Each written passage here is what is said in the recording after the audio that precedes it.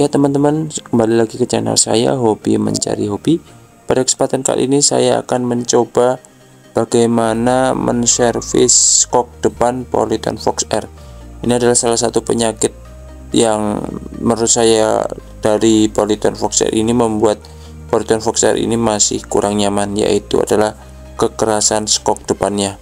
Ini benar-benar tidak dapat ditoleransi dan memang saya ada keinginan untuk menservis skok depannya.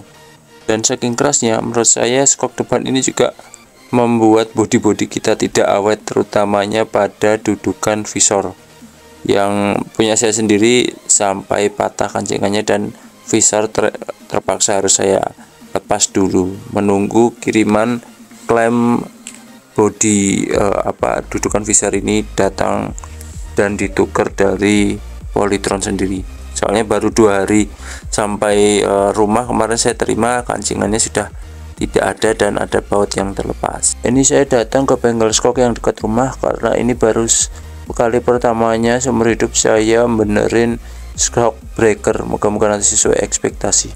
Ya, untuk prosesnya bongkar ban slebor dan lepas soknya. Nah, itu soknya baru proses bongkar. Jadi untuk usaha pertama tadi dari monternya merasa untuk sil-silnya ini agak seret, jadi ini dibongkar juga.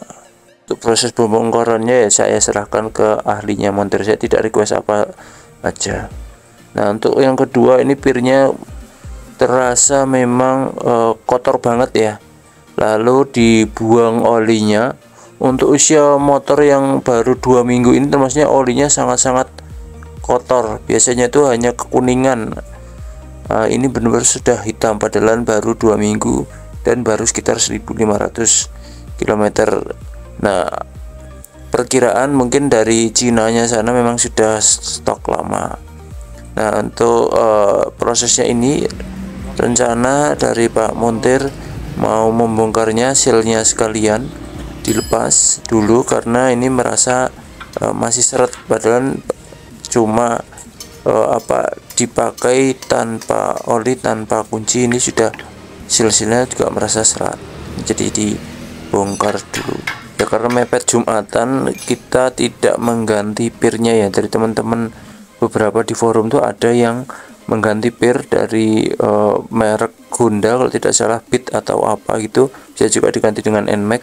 Tapi karena di sini prosesnya tidak ada dan Pak Montir yakin kalau diganti olinya saja dan dikasih oli untuk silnya, dia sudah bisa lebih baik gitu, karena mengejar waktu juga. Jadi saya nggihi mawon, jadi ngikutin dari yang ahlinya. Prosedurnya juga cukup baik, sedikit-sedikit bapaknya juga cuci tangan biar debu dan pasir tidak masuk ke sok. Nah, ini ada penggantian oli, saya tidak tahu mereknya apa dan takarannya mengikuti Pak Montir saja.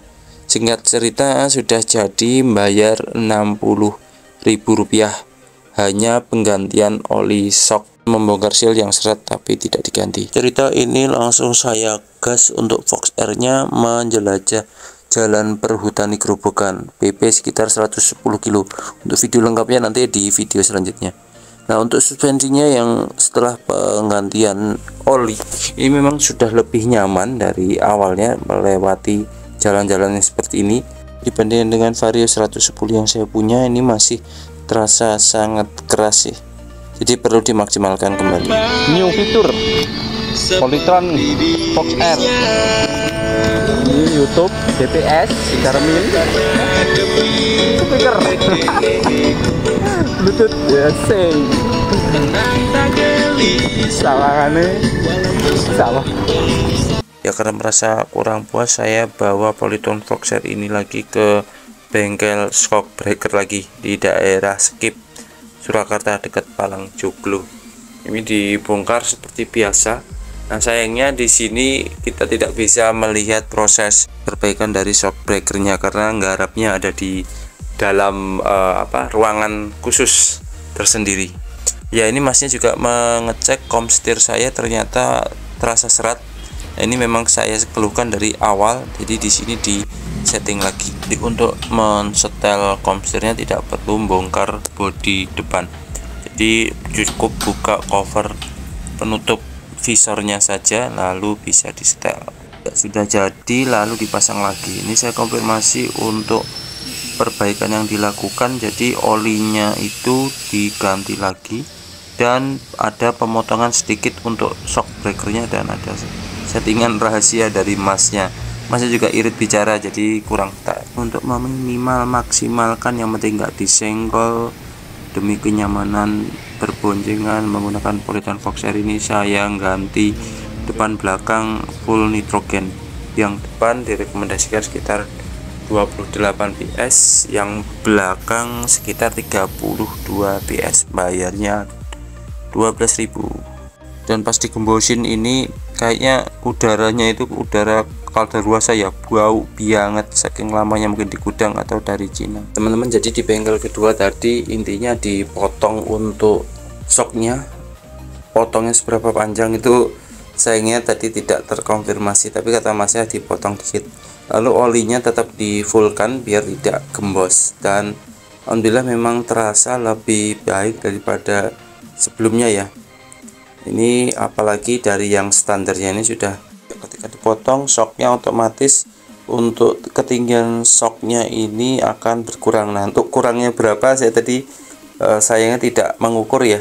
Ini agak sedikit lebih pendek tapi masih aman, tidak gaduk atau tidak jeduk ketika di geronjalan yang cukup besar.